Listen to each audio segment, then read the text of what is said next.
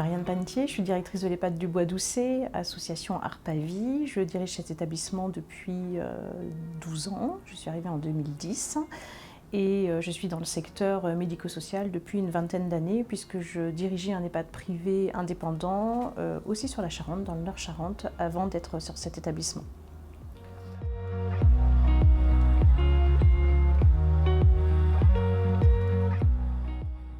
La QVT, c'est un grand sujet, très ambitieux.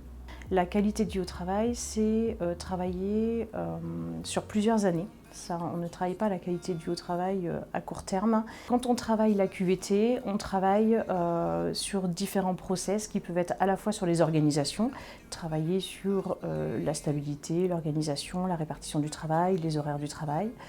La QVT, c'est aussi un travail sur les compétences des collaborateurs en interne des EHPAD, c'est-à-dire ça touche aussi le volet accompagnement personnel des salariés, à la fois sur la formation et d'essayer d'approfondir dans une culture collective quel est le sens de notre travail en EHPAD.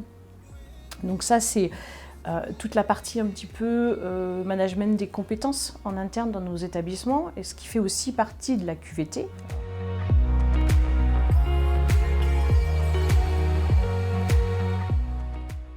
Le manager, c'est pas que le directeur, déjà. Dans ce travail sur la QVT, en EHPAD, le management, il est à travailler sur tout le quator, directeur, souvent le quator de direction, et le directeur, le médecin coordonnateur, l'infirmier coordonnateur ou le cadre de santé et la psychologue qui représentent l'équipe de management de nos établissements. Dans ce CODIR, on a des professionnels qui ne sont pas forcément formés en management. Le directeur a reçu, de par ses formations antérieures et son expérience, des acquis en management, mais parfois les infirmiers coordonnateurs ou la psychologue ou le médecin coordonnateur n'ont pas eu ce travail-là dans leur cœur de métier, d'encadrement des équipes et d'outils spécifiques QVT pour pouvoir impulser cette culture QVT dans les établissements.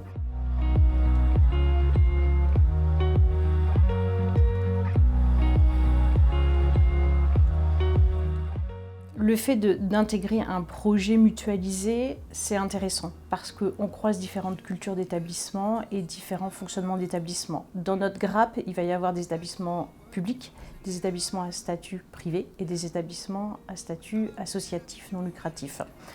On a tous des fonctionnements différents, on a tous des organisations différentes, on a tous des histoires d'établissements qui sont différentes, des capacités d'établissements différentes, donc des volumes d'équipes qui sont différents. Et on n'est pas tous au même stade du développement du projet QVT. Et c'est ça qui est intéressant aujourd'hui, c'est sur une grappe entière d'établissements d'essayer de définir peut-être un état des lieux, un diagnostic de facteurs de plaisir, de déplaisir au travail, de savoir où on en est chaque établissement dans sa démarche QVT. Il y en a certains qui vont partir de zéro, d'autres qui vont partir à mi-chemin, d'autres qui seront très avancés et qui seront peut-être sur une phase un petit peu plus expert.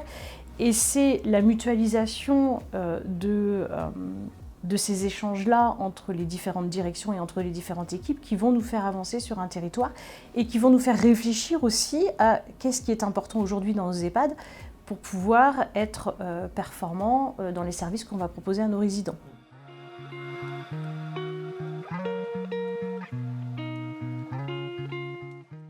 J'attends plein de choses de Ressentez-vous. Alors, la première, c'est l'ingénierie de projet. Un directeur ne peut pas monter, un EHPAD en tout cas, ne peut pas représenter et monter seul un projet aussi ambitieux sur un territoire. On a aussi notre quotidien, enfin j'ai mon quotidien dans mon établissement. Et même si je suis très passionnée, intéressée par le sujet, je vais être vite rattrapée aussi par le fonctionnement de mon établissement et j'ai besoin d'avoir un soutien, un appui. La chance de Ressentez-vous, c'est que vous avez un panel d'experts qui va pouvoir nous aider, nous soutenir individuellement tous les établissements dans ces compétences qui ne sont pas présentes dans nos établissements.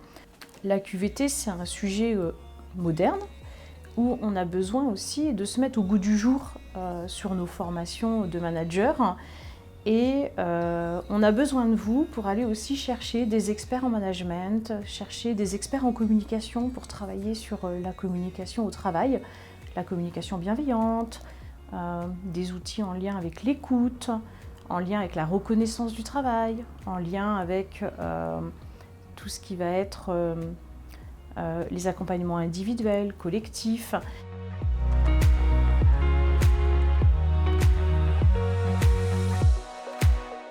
La relation au travail, c'est, à mon avis, 70% de la QVT.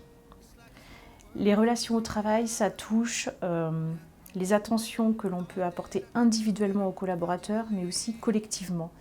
Et ensuite, c'est toute la systémie qui existe entre ce qu'est un individu, un collaborateur, et son intégration dans l'équipe et son fonctionnement avec les équipes d'une manière générale dans l'EHPAD. C'est quand on commence à travailler dessus, on a envie d'aller plus loin parce qu'on voit vite les résultats positifs. Et honnêtement, quand on commence à toucher cet aspect positif des relations, on a envie d'aller plus loin et de valoriser encore plus les équipes et de reconnaître leur travail. Et c'est un cercle vicieux parce que cette reconnaissance-là, les collaborateurs ont aussi envie de vous la rendre. Et du coup, on travaille de façon sereine. Et ça permet de faire vraiment monter en compétence et en puissance nos organisations.